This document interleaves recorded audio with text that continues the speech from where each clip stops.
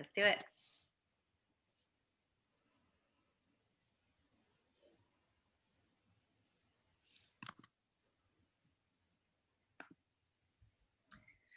Okay, well, welcome to our beautiful podcast today, the Co-Creative Sex Dialogues.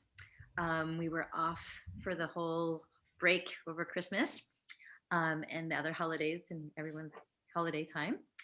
But we're back with a beautiful, sensitive, and creative show today. So we're going to be talking with Julia van Rensburg.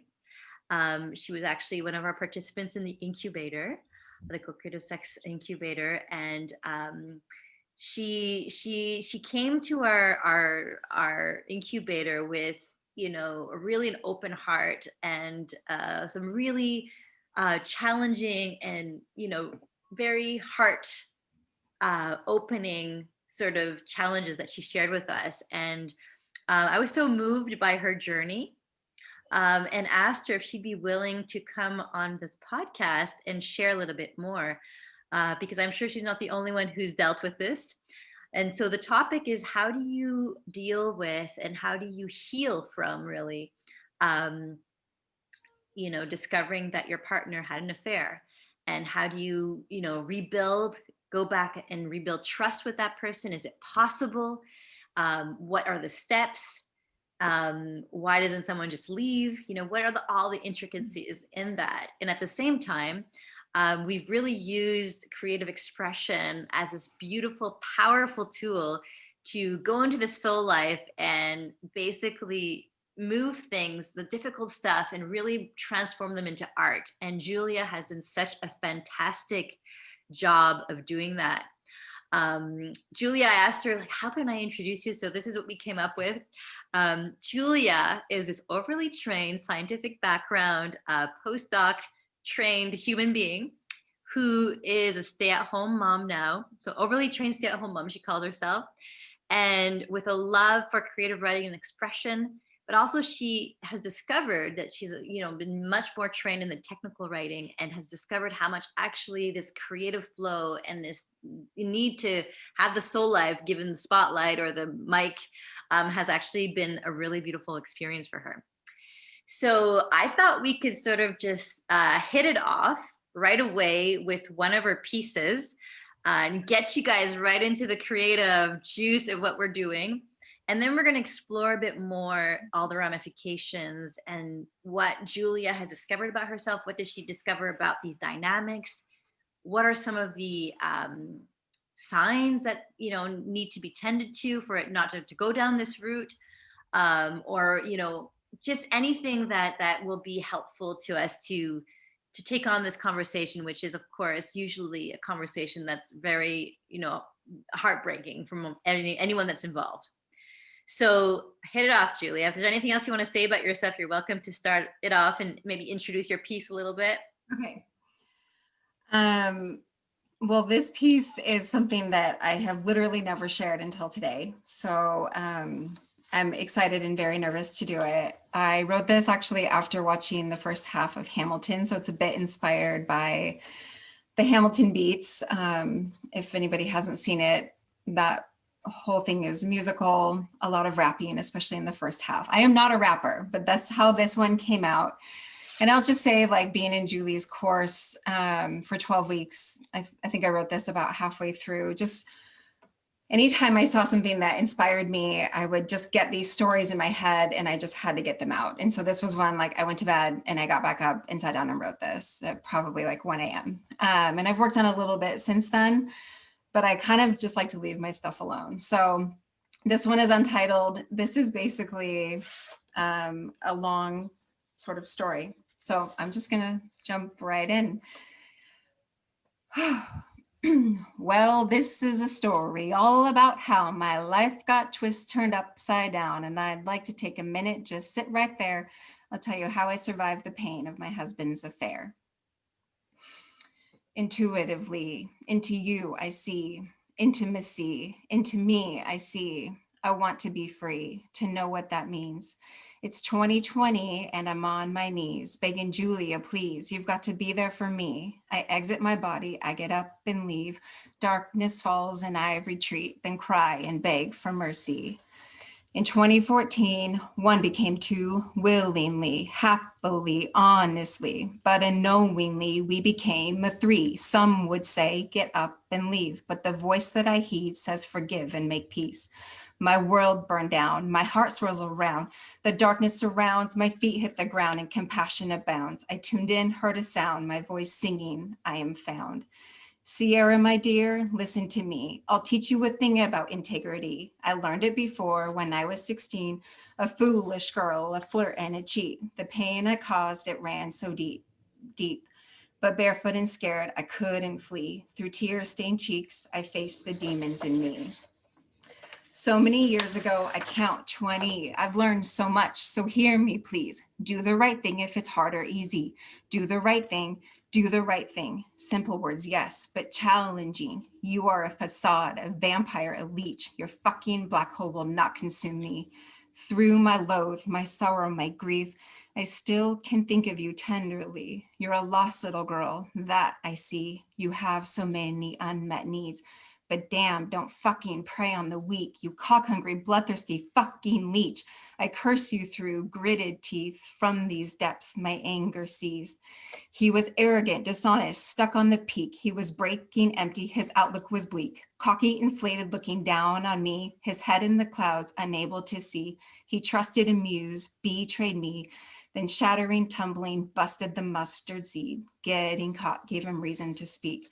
I shudder with disgust. Isaac, your addiction to lust, you broke my trust and I crumbled to dust. Now forgiveness is a must. Make a choice, rebuild or bust. Sierra, I get it. You have pain. Everyone does. It's all the same, but fucking grow up. Don't be so lame. I get it. You're wild. Don't want to be tamed, but what if you released? Let go of the shame. Julia, actually, I'm talking to you too. This concerns her. Yes, that much is true, but through this, grow yourself too. Here's the right thing, what you gotta do. Open your heart, let it flourish, renew. Restore your power, let your fire renew. Release her to the sea, it's where she's meant to be. Drifting, floating aimlessly, or drowning in scarcity. Searching, finding maybe her bits and scattered peace. Back to earth, Julia, darling. Release your insecurities. Inhabit your heart, soul, body. Inhabit yourself fully. This is your home, your territory. Isaac, I make a simple plea. Make me your only. Every day, choose only me. Worship my calloused feet. Now you are committed, so is he. Now forgive radically. Now, number one, protect the we. Now the we, that is just you and me. Ooh, thank you. As we do in the incubator, we always celebrate the people. Wow, that was so powerful. And it just really brings us in the heart of all the emotions and the intensity. And like from you, like your experience, what would you say is why does this, someone having an affair on you, why for you, from your experience now, like why does it hurt so much? I think in my family, I grew up in a family where loyalty and commitment were sort of above everything. And so having that be broken, it just, like, I feel like I sacrificed so much in my life for a family. And so then to have it turn out this way was just so disappointing. And I really, like, when I met Isaac, my husband, I thought, this man is the best. And he's the one I need to be with. I had dated a bunch of guys, none of them worked out. And I put him on a pedestal. And that, like his head being up in the clouds, like I put him up there, but he kept himself up there. And that was kind of the big thing. And so I sort of had this perfect ideal of him. And I thought he was sort of living it. And so then when he wasn't, like, it was such a betrayal of my trust and my image of him. Yeah. And then also just that we had kids together. I think that was the other big thing, because when I've gone back and forth on, should I leave or should I stay? I really can't imagine my girls growing up without their dad like in the house close around. So that was the other big thing. Also, like, as you may have gathered from that piece, I cheated as a younger woman several times on several different boyfriends. And just to know what goes into that, like some disregard for the other person's feelings. I never had like an affair, like it was usually just sort of like a once off cheating thing. But yeah, I felt like that was something that you like did in your like teens or 20s, like back in the day. And then you learn from that kind of stupid mistakes and then grew up. And that's the thing with him, was that he grew up this year, right? Last year. So it was all just a little bit later. So it was just like, I can't believe that I'm going through this as like a 36-year-old stay-at-home mom who's devoted her life to her family. Like, you're fucking kidding me, basically. Mm-hmm. Yeah. Mm-hmm. So when you said like let's go a little bit like in when you were younger and you were cheating, like what was guiding you in that moment? Like what was the thing that was driving you? So the first time I cheated was actually on a guy I thought I would marry. I was 16 and I went to Europe, and I drank a little bit of alcohol for the first time ever, but I can't even blame it on the alcohol. It was really just the freedom, and coming from like a very strict family, it was just this like whole world and freedom, and guys expressing interest in me, and like me just kind of being wooed. And but when I did cheat, we were in this one place for about 10 days, and I sort of had a little relationship with a man that was there, another boy that was there. It was the beginning of probably where I lost myself. Like, I can pinpoint it to that very experience where I never thought I would do something like that. And my whole world crumbled at that point. Like, I became very depressed, had to start seeing my like high school guidance counselors all the time, because I just couldn't believe that I could do that. I could hurt somebody so much that I cared about, and that I could go against my morals and values and ideals like so easily for nothing. Nothing came of that. Like, Yeah. he's Like still so, grand. so this guy you found out he found out after and he was really hurt. Yeah, I mean, he could just see it. Like, I hid it for a week or two, and then he was like, "You got to tell me what's up." And we were best friends. We were in high school. Did everything together, best friends, and it's still something that I regret. And like, he and I were off and on again for a few years, so we sort of tried to reconcile. But I still can't believe that I could hold somebody's heart so loosely in my hands and just kind of disregard it when I felt like on a whim here and there. And Well, it's almost like a bit of a drug that takes over. Like it's like, oh, it feels so good for some reason, and it like right. overrides everything else.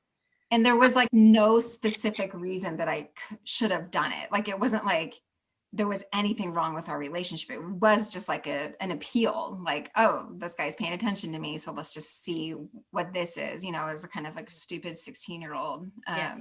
Well, I find that's a really good comment in the sense that, like, when through different interviews I've done and just like what I've experienced and seen in the world is that, when people are in a situation like that, usually they're trying to confirm something about themselves too. Like there's something that's feeding them that feels so good, and it's because there's something lacking. Mhm. Yeah. And it could be like a sense of, wow, like maybe I've never been seen growing up, and suddenly someone sees me and chooses me and thinks I'm desirable, and like, wow, that feels so good, I want to experience that. Or maybe a lack of having identity in terms of like sort of becoming one with the desires of someone else and losing oneself in that moment. So there's always interesting things that come underneath, right, that Hmm. are playing out. And as you say, you're 16, so there's an immaturity that's just naturally from being a young person. Yeah, But yeah, so there's it can play out at any age of life, exactly. and that was a big surprise to you. Yes. So what do you feel kind of set the stage for this? Was there something that you feel was playing out that led to this and that you see it now? Yeah, so like, I'll talk about both of us. So what happened on my side and then what happened on his side, because it was just, I'll never forget, and I'll just put the context, like what my parents said at our wedding was, one of you can be down at a time, but you can't both be down together. And so that's what happened. Mm.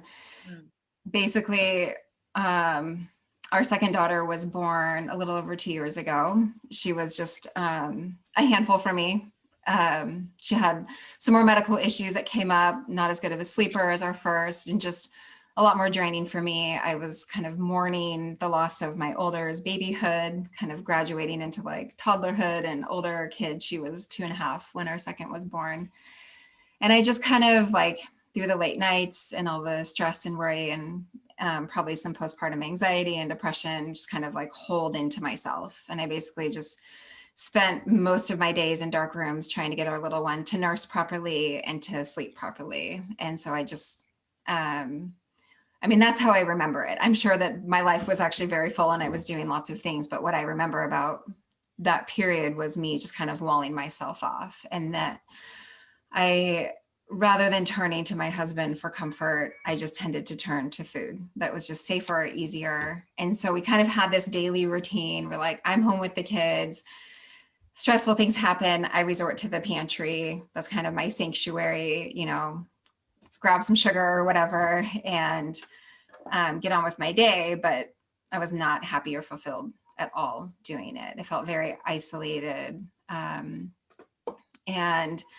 meanwhile, he was not happy with his work for many years, which I didn't even really know about. He had switched roles when we decided to live together, was working in a more corporate environment, did not enjoy it. Then his family started falling apart. His parents were getting divorced. His brother and his brother and their parents kind of had some falling outs. So there was just a lot of tension. And basically like his main pillars kind of started falling away in his life. And so I'm not there. I'm not taking care of him because I'm so overwhelmed taking care of the kids and just feeling like I'm failing all the time. He doesn't really have his normal network to turn to because his family is falling apart. Also, his family is in South Africa. So, and now his dad is in Florida.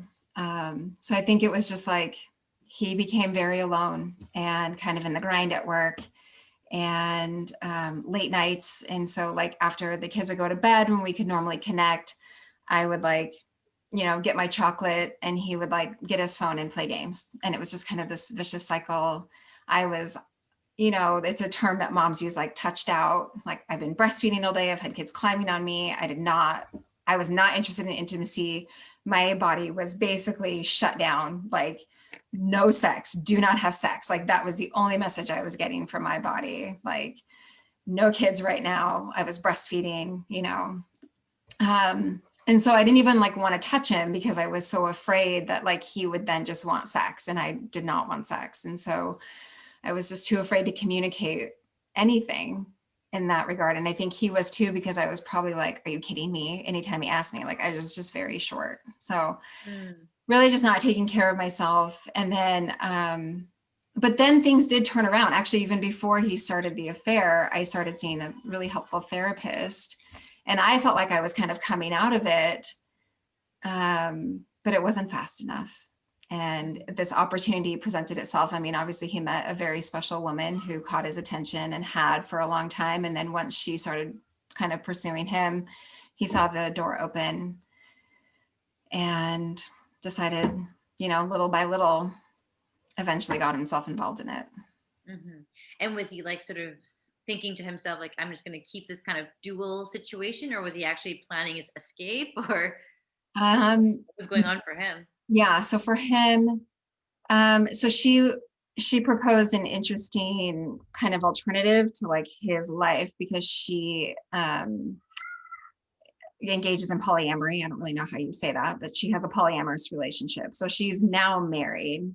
They supposedly recently got married, although we don't know that for sure. But you know, she kind of convinced him that like that was the way. And so after they were together, I think in total for like 8 months, his plan was, because he went and saw a friend and his friend called him out on it and was like, you need to like shit or get off the pot, basically like fix things with your wife or get out of that marriage because this is not fair to anybody. Mhm. So what his plan was to end the relationship with his affair partner and then try to get things okay enough with me that he could try to also convert me to polyamory so that then he could have everything that he wanted, which, like, if you know anything about me, like, I don't think I would ever go for that. I'm surprised that he thought I would, but very quickly after this all unraveled, he dropped that idea. So we're not talking about that anymore.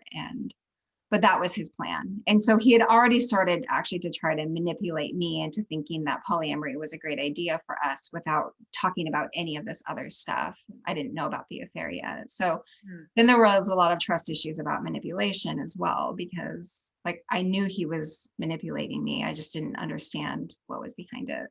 Mhm. Mhm. So so this kind of sort of slowly unraveled, and when did he, like, so he decided to tell you at what point, like, in terms of, he was kind of trying to get you on board with this idea, this project, but what actually brought the conversation of, like, actually owning what happened? Yeah.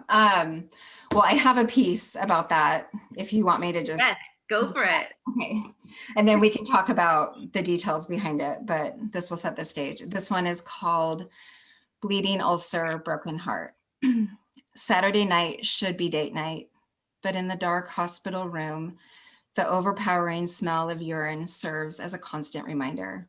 I don't want to be here. My heart pounds with looming anticipation. Your vitals are tracked, menacing red digits on an obtrusive display. You are alive, but not well. The blinds are drawn on both sets of windows, interior and exterior. No souls looking in, no escaping. When the busybody nurses finally leave, my trembling knees almost take me to the awkward chair in the corner. I rigidify like your stiff hospital bed, waiting for the inevitable blow of truth, the diagnosis of just how sick our relationship is. You tell me with a simple yes.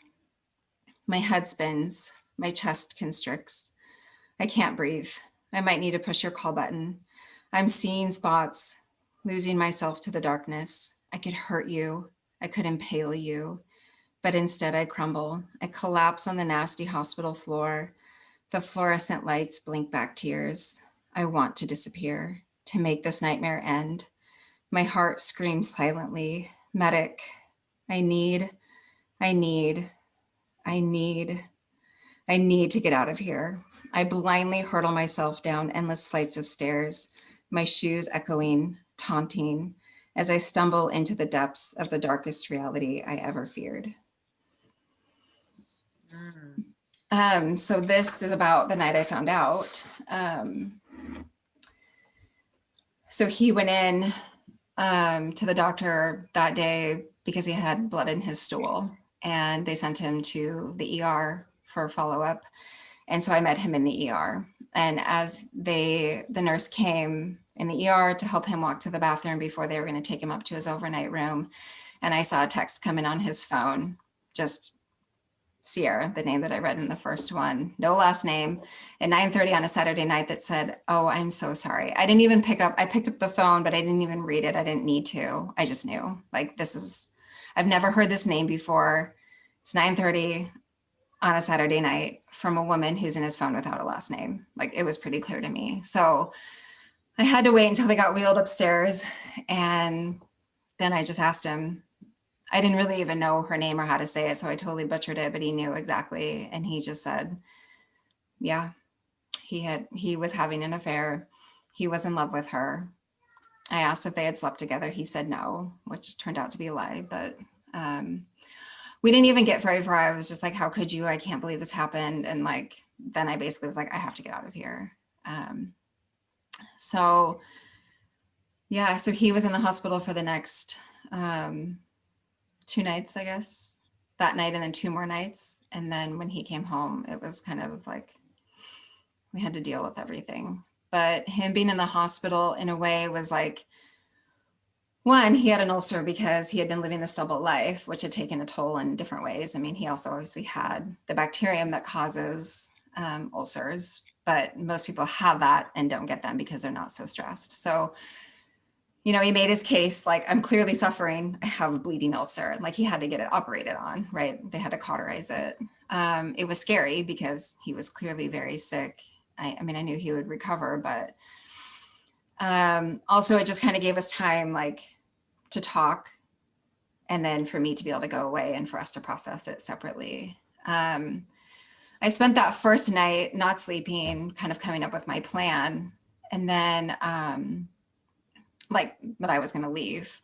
Found out the next day that he had already ended the affair a month after. So the affair had been over for a month. He had planned on telling me in about a year's time, when he thought we would be stable enough that I could handle news like that and not leave him. And then, like, try to convert me. Yeah. So I think that answers your actual question. Yeah. Yeah. So she was still communicating with him, but they weren't together anymore. He said that he had reached out in a weak moment. Like, when he went into the hospital, he felt very alone. He thought she would want to know how he was. They worked together, so they had to see each other at work occasionally. She actually lives out of state, but would travel here. And so it was, he said, a weak moment. And then I was like, why don't you just block her number? And he was like, oh, I never thought of that. So then he basically ceased all contact with her. And they have not had contact since. So. I just find it so interesting when, something like an information that's devastating comes towards us. Something goes on in the body, and you sort of clearly in this poem really help us image it and experience all this, the pulsation almost of it, and the overwhelming, almost collapsing of something going on. But I'm just curious, like, how would you describe that the body reaction to this information? Like, what goes on in your body? I mean, the chest constricting for me was just like, well, like, I'm shutting down. I am closing up this heart shop. My chest was tight for like the next week or two. Like, I couldn't eat. I think I dropped like 10 pounds in like 2 weeks because everything was just shut down. It was like survival.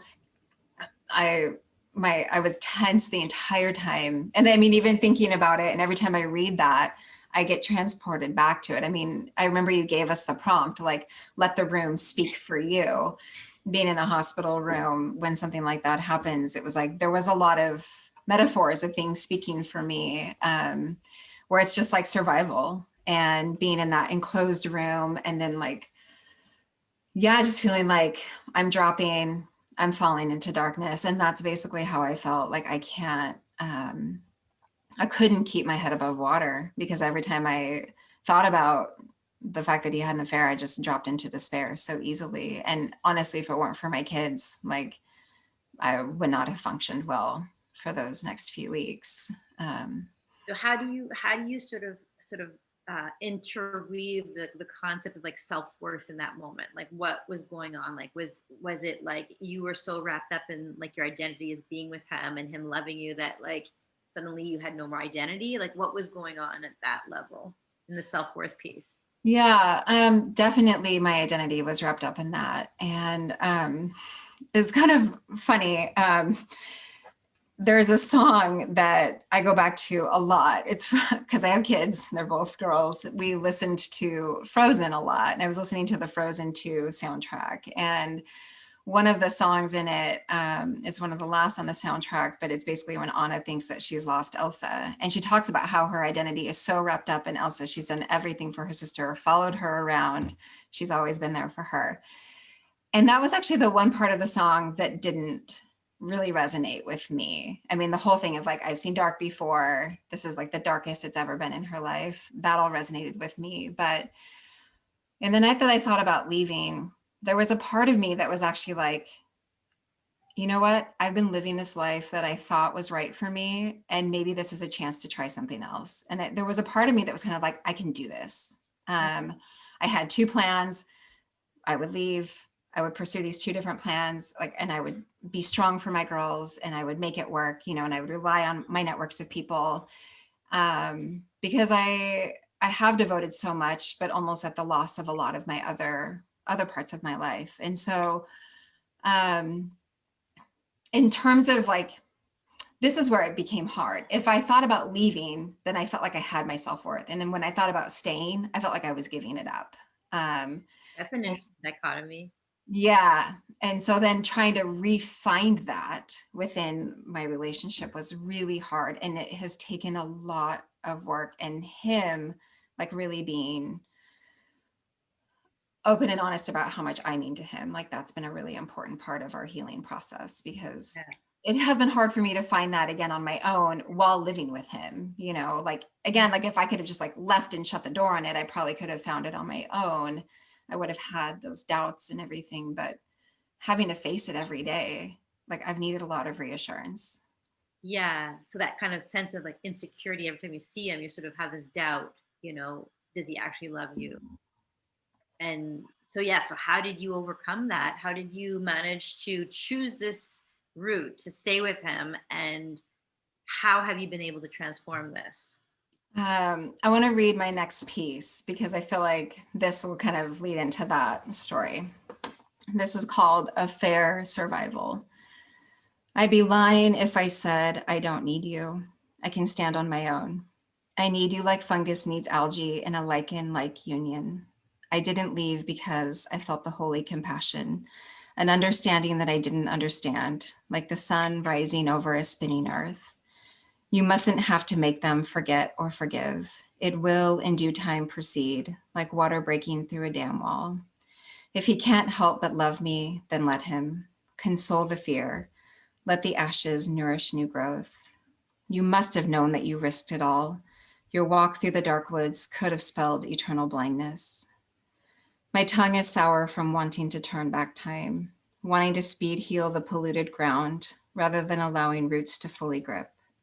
You are snakeskin, ghostly remnants of the transparent shell you cyclically outgrow, yet somehow still fit into day after day. The reason I wanted to read this then was really the line, I didn't leave because I felt the holy compassion. That's where it started. So it was, That's a beautiful line, by the way. thank you. I felt the That was holy actually inspired. compassion. Say that again. I felt the holy compassion. That's beautiful. Thank you. Um, the day after I found out, because he was in the hospital, I had notified his parents, just wanting them, and we were supposed to we usually video chat on the weekends since they're long distance. And I decided to tell his mom about everything. I'm very close with her. And so I sat down and I typed out a message to her because I didn't really want to talk about it in front of my kids, and it's impossible to get away from kids. So initially she just had shock, but then very quickly was like, is he okay? Like, is he having a mental episode? Because this does not seem like him. And in that moment, I was like, I just softened. I just felt something shift in me. And that's why I say an understanding that I didn't understand. Like, okay, if she can show compassion through this, not that I would expect any different from her, but it was just like, she inspired the compassion in me. Like, yeah. And so in that moment, I remember sitting in my living room just being like, shit, like I have to actually give him a chance, like I can't just run from this. And so I approached it very differently after that. Like, okay, you're in the hospital. Your mom thinks you may have had like a mental breakdown. Like, you're actually not okay, right? And that's when he was like, no, I'm not. And he broke. And so because of my history with cheating, and because of my own coping mechanisms with food, I was kind of like, yeah, I can see how you don't always make the best choices, one for oneself.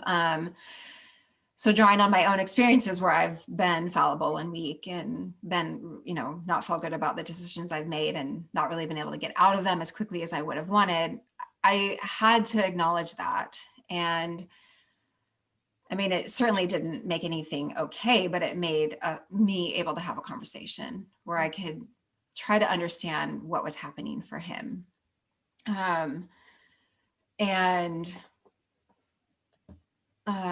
as he came home and we started talking more, like even more and more secrets were revealed. One, that he had actually been watching pornography for the last 10 years while telling me that he never watched porn, because I kind of passed judgment on it once. And what I realized through that conversation was like, he really just needs love and he wants me and I'm not available to him. And so that really, like, that openness and that vulnerability from him drew me to him. Like, I just wanted that connection and we hadn't had it for so long. And so it was really through, like, I couldn't even believe it. Like a 10-year lie about something that was like, maybe not as, like fireworky as an affair, almost seemed worse, because it was like our whole relationship, literally from when we were long distance, him in South Africa and me here, he had sort of maintained this ideal for me. And so I can't say that there's been a lot of forgiveness, because I can't say that I have fully forgiven him, but I have been able to forgive little bits of it enough that we can continue to move forward. And then things really blew up and kind of, we had really big falling out one week, and I decided to go over to my grandparents' empty house, because of course, being in a pandemic, it's not like I could just up and leave whenever I wanted. Like anytime I thought I'd get in my car and go somewhere, I'm like, where can I go? So When did this fully disclose it? Was it like right in the middle of the pandemic, or was it after? 1 Or week. before me? He was in the hospital 1 week before the first person in Washington died of COVID. Okay. Like he was in the hospital at the same time that that person was in the hospital.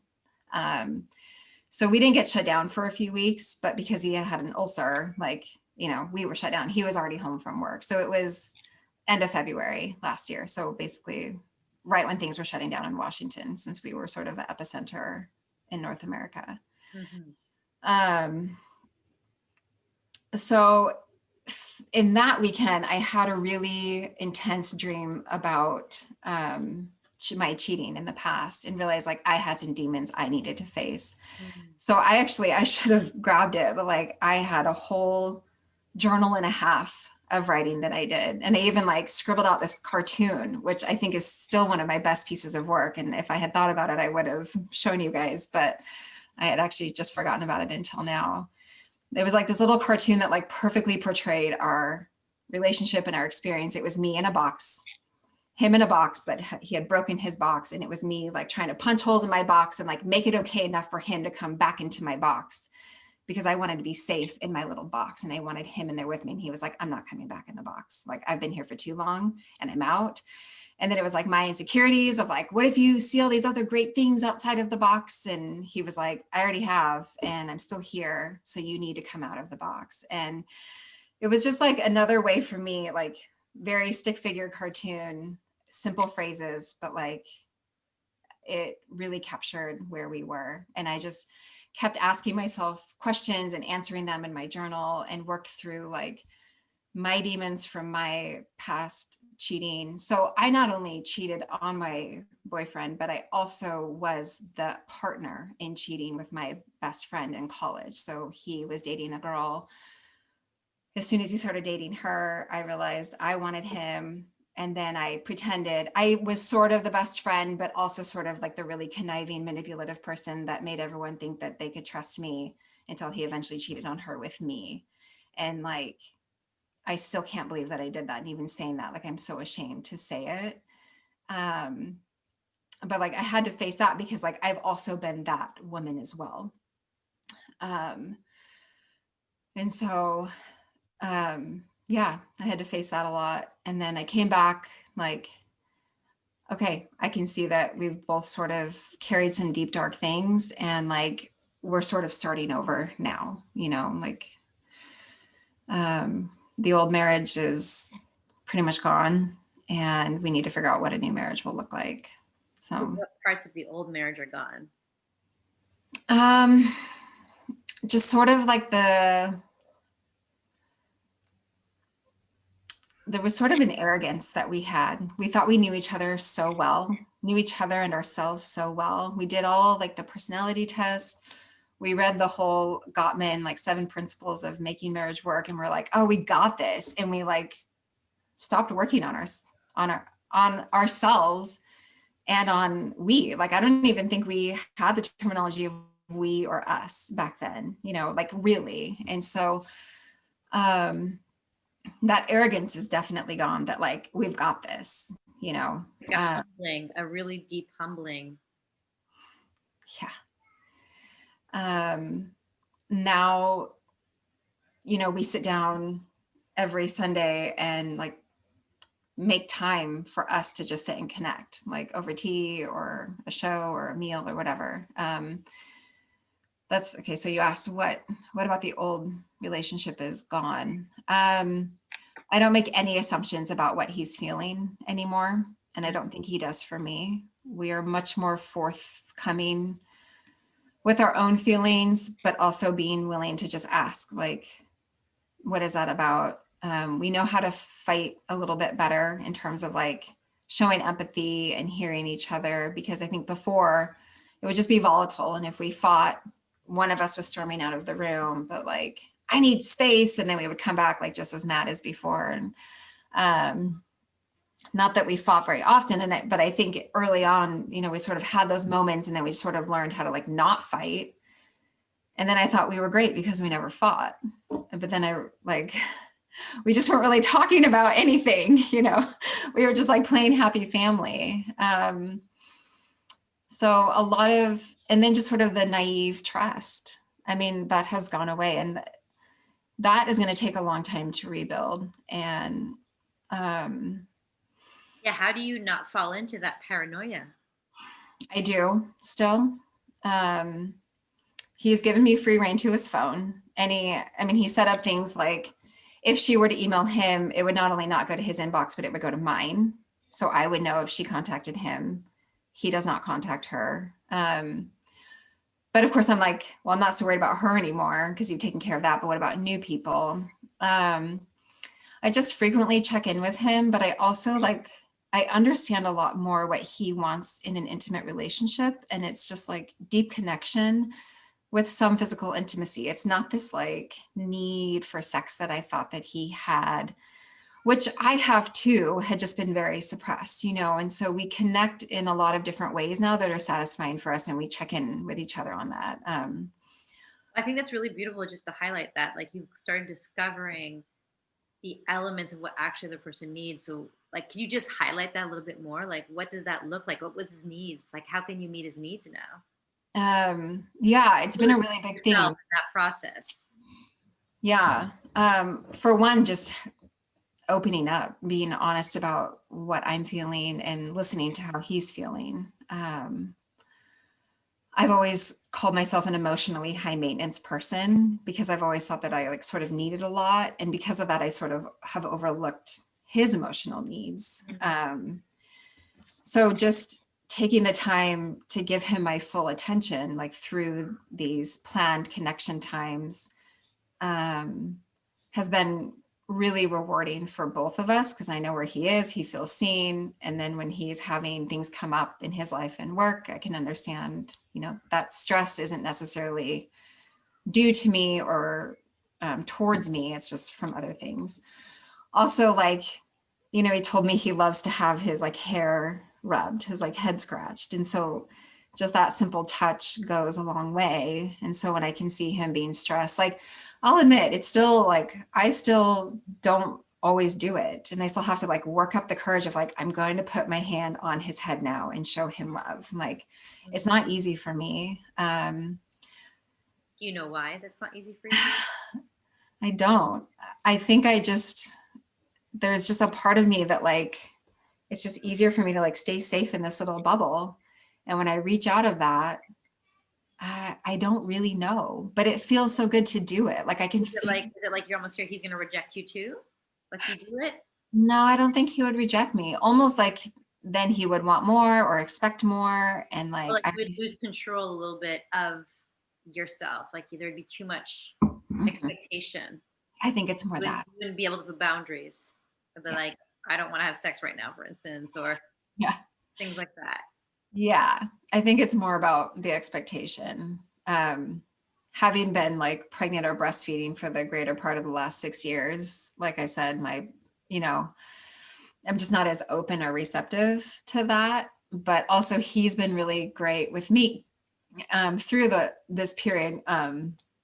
I don't think I've mentioned that I'm actually pregnant now. Um, and so I've kind of gone through that again where like, there are days when like sex is like not even on the radar. Like it couldn't even be because I'm just dealing with being in a pregnant body. And that we've just, he's found ways to like hold me and touch me that feel comforting and connecting without this like expectation. So, Mm. um, because it, like I said, it would make me nervous of like, I don't really want to have sex.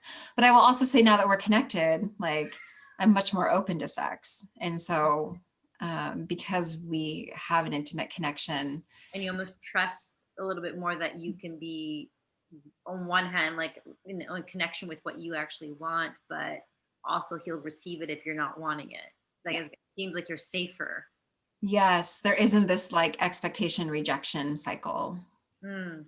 Yeah. Mm. Well, I thought it was really interesting what you said about the cartoon, in terms of like this was kind of another outlet for you to almost take what's going on and make sense of it.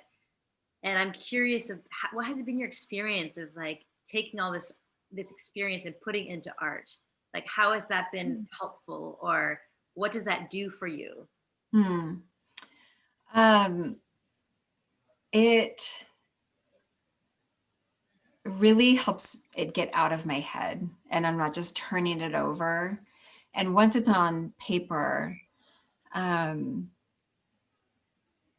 it feels like I've made a lot more sense of what my experience has been.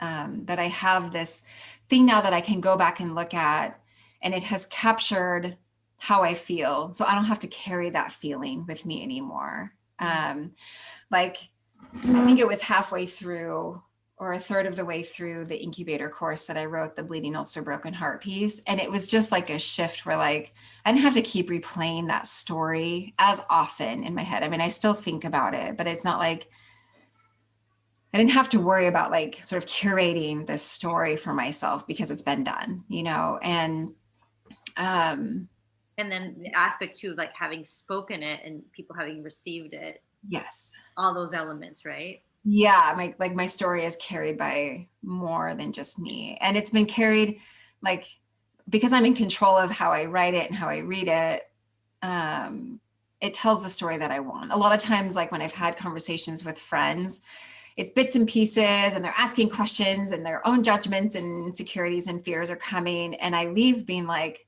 I did not represent my experience very well at all. And I didn't feel very seen. And so Mm. being able to write it down has, I think, really helped me feel seen, even if I haven't shared it. But like the first one that I read, like I'm so excited because I probably get to put that one to rest for a while. Like I pull it up like once a month and reread it and I get really into it. But now you all have heard it. And so you are sort of carrying it with me. Thank you. But I also just think it's just really empowering for me. You, Julie, shared with us a lot of Rupi Kaur. Is that how you say her name? Mhm. Her pieces. And I actually ended up checking out that book from the library, Milk and Honey, and just reading a lot of that inspired me to like get even more out. And I was like, more stuff that I didn't even know that I had.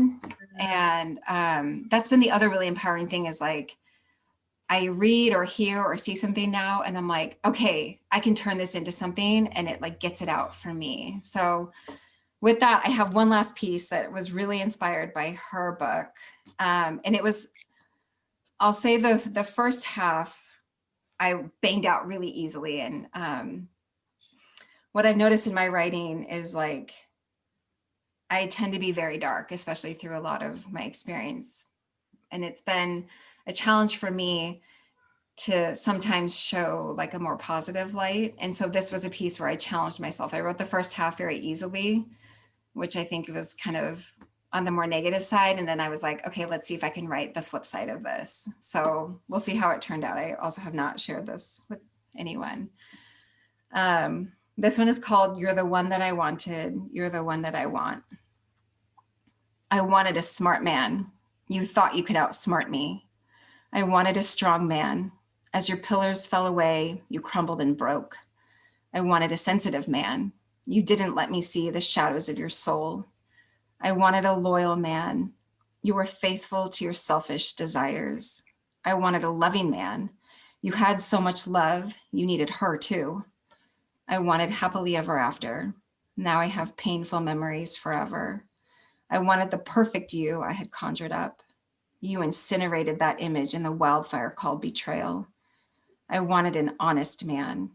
Now that you're finally honest, I don't know if I want you. I want a supportive man. You listen, give space, show compassion. I want a growth partner. You challenge my edge daily, holding me through the pain. I want a wise man. You welcome feedback to face your blind spots. I want an attentive man. You tune into my energy and soften around me. I want a devoted man. You've committed to growing as a husband and father, to cultivating us. I want to be in sync with my man. Now we dance through our lives fluidly, gracefully, with more ease. I want an attractive man. Now that I finally see you, I can appreciate your intricacies. I want an authentic man. I am beginning to trust that you are who you say you are, the one that I wanted, the one I still want. Mm. So Wow. for me, the second half was like, what do we really have now? Like, what were all the things, sort of my younger self desires? How did those get flipped on their head through the affair? And then I was like, can I see what we really have now and put those into words? Because it's been harder to let myself do that because I've just been wanting to tell this story of the pain. And telling the story of redemption is a lot harder because it feels like I'm condoning the affair, which like I just can't. We just talked about it this morning. Like I don't think I can ever be okay with the affair, but I can appreciate what we've done with it. Mhm. Mhm. Which is the things that I said, like being in sync, tuning in more. For me, the self-discovery of like I just can't even tell you from today versus a year ago, like the peace that I feel, like I feel more in control. I have my outlets. I've shared a lot of my writing with him. So he really kind of sees like what's going on inside that it's hard for me to share in words. Um, and yeah, there's just been like a lot of growth over the past year. Well, I mean, I think one thing, I mean, the only way that this would work is if he could show up too, and it sounds as though he's really supporting you in so many different ways, like that are actually quite remarkable. Yes. Um, even allowing you to do this podcast and Yeah. allowing you to talk, allowing you to share with him and him being there to receive, that there's some pretty remarkable things that he's stepping up into. Um, so it would only be possible this kind of rebuilding if he was really also there to rebuild with you, or else you'd be just rebuilding another sandcastle that could be blown away, right? Exactly. Yes. It's interesting because when you first presented this podcast to me, it was like unconditional love in the face of betrayal. And the phrase unconditional love like felt really daunting to me because I was like, I quickly wrote down like 10 conditions under which I would not have stayed in the marriage. So I was like, I don't think I can talk about unconditional love. Like I can maybe talk about unconditional commitment because I feel like that's what I've shown. And then I thought about it more. So two things. One, I was like, he might even know more about unconditional love because he was so unhappy in our marriage. He actually had an affair and then broke up with her. And then I found out was livid at him and he stayed with me. So kind of flipping it of like, I'm actually feel really fortunate that he made that decision because I didn't want to actually lose him, right? Like I've only ever wanted him. And he is also wants me. He just wants more of me, which is actually a really wonderful thing to hear. And then 2, I thought about going to him and showing him like, yeah, these are the conditions under which I would not have stayed with you. Thank you for choosing these. But then I was like, those had nothing to do with me, which then was a really big aha moment that the affair had nothing to do with me either. It was him breaking, the way he coped with his world crashing down. Yes, there were some things in the marriage that were not great, which probably amplified his desire for the things that he got in his affair. But still, like I really have had to convince myself over and over again that it really was not about me. And so even just that, like, that's why I wanted to take on this podcast, because I'm like, I felt like it was going to force me to think about things in a way that I haven't. Just like all your whole book and your whole incubator with all the prompts that we had is just like forcing me to get out of my head and think about things in a different way, and process things on a deeper level than just like complaining about the shit that's happened to me, you know, and Mhm. owning it in a different way. And it's just been really empowering. Wow. Wow, it's been really beautiful to hear you. Was there a last piece that you wanted to share before we leave? Or did you cover them all? I think I covered them all. I did have one more, but We want to hear it. We want to hear okay. it. I'll just read the second half of it, because I feel like the first half, unless you want me to read the whole thing if you have time. We do have time for you. Okay, I'll read the whole thing. This was my other challenge one. If I to try to write about forgiveness, like how I envisioned that. So again, That's there's awesome, because I actually did have a question about forgiveness. okay. How do you actually forgive someone, you know? I have no idea, but it's a process. I'll say quickly, like I read several books or listened. I tend to do audiobooks to several books on forgiveness. And one was like, do this, this, and this, and then you will forgive. And I'm like, that sounds great, but it wasn't that easy. And then the other one, I was like looking for the answer. And it was like, here's all these stories of forgiveness. Let them inspire you, and you will have to find your own journey. And I was like, shit, like this is so hard. Like I like the boom, boom, boom, but it just doesn't work that easily. So I love it how you say that, you know, there's like those 7 principles of what makes a successful marriage. And you're like, boom, boom, boom. But that didn't actually get to the core of the nuances that needed to be addressed. So it's kind of an interesting thing, you know, how it actually is just a journey, really. And we can't control every aspect of it. totally. Yeah. Okay. Last piece, 2 parts to it again. Forgiveness and rebirth. Stripy, wiry caterpillar, sweet, simple creature, writhing, hiding, surviving, munching on a crunchy lunch, preparing for something better, beautiful, breathtaking, consuming, consuming, consuming, all the words, thoughts, experiences, pumped full of world and life, plump, ripe caterpillar, skin sheds, signals, stop, take hold, anchor up top, chrysalis cavern created, caption, do not disturb. Caterpillar is hard at work, disintegrating the flesh, becoming unmade. It is unbecoming work. Flesh, feet, and eyes fluidize, but no need to see. The work is done internally. Imaginal discs programmed, imaginate the process, directing the undoing, swathed in forgiveness. A rest, a renewal, a reimagining of self, a soft, sensual self, a delicate, liberated lady, humbly, honestly herself. She flies with her heart on the outside. Her sinews remember the gravelly ground she traversed as a juvenile grub, but her feet now fly, weightless in the wind, head up, wings wide, transformation tribute, metamorphosis marvel, birth, rebirth, rebirth.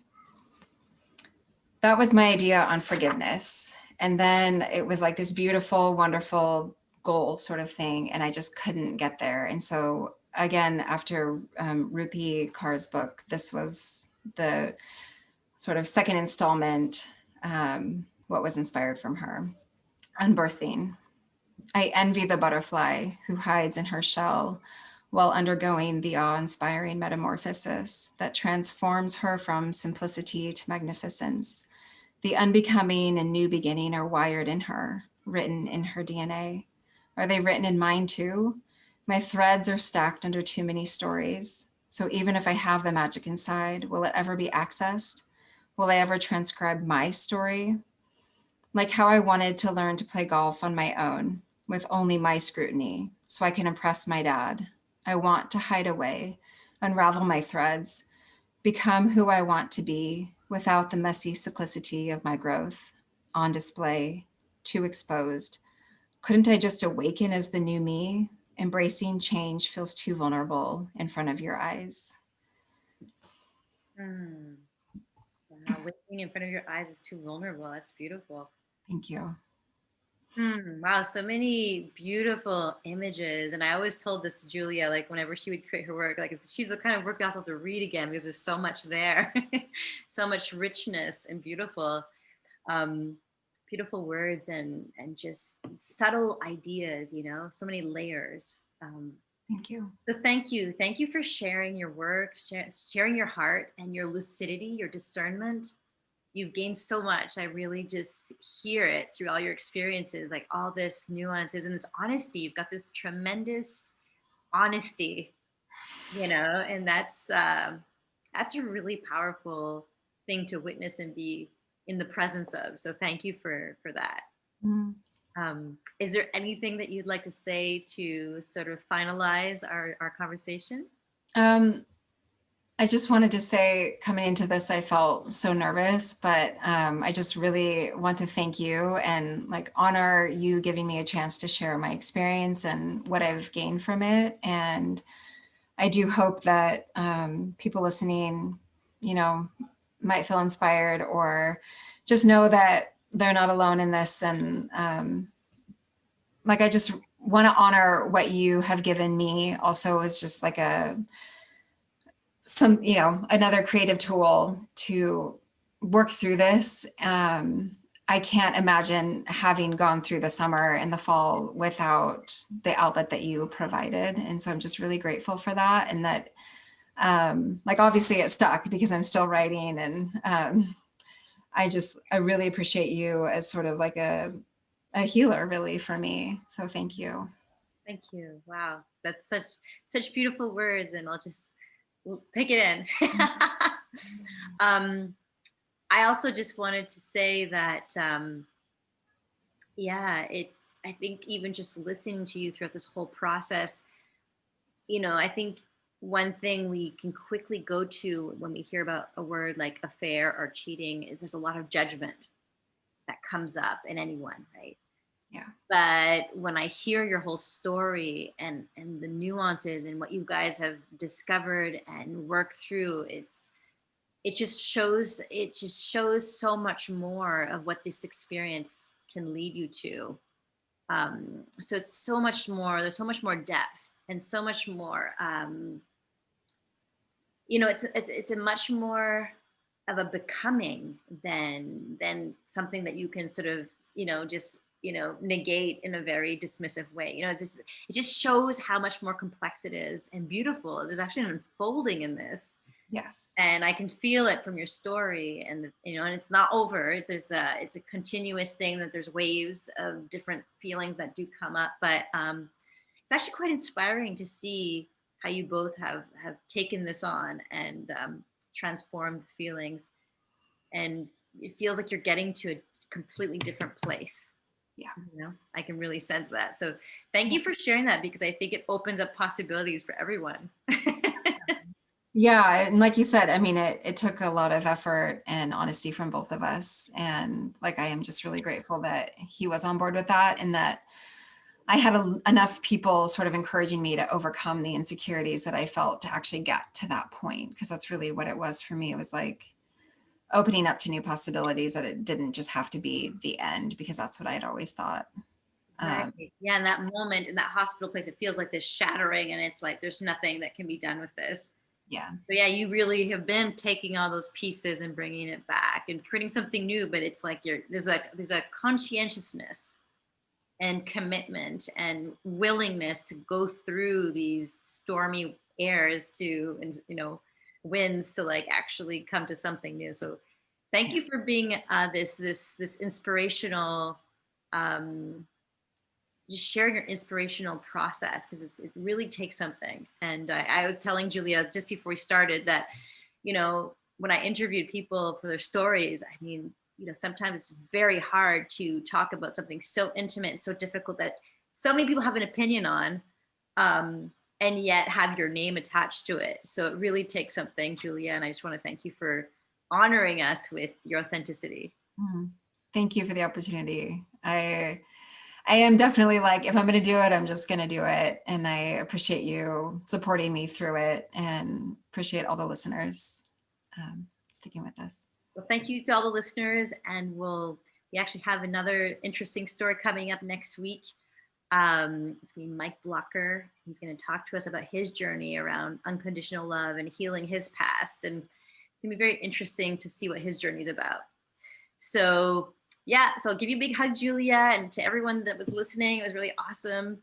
Thank you for honoring us today with your presence and your listening and just being in the journey with us.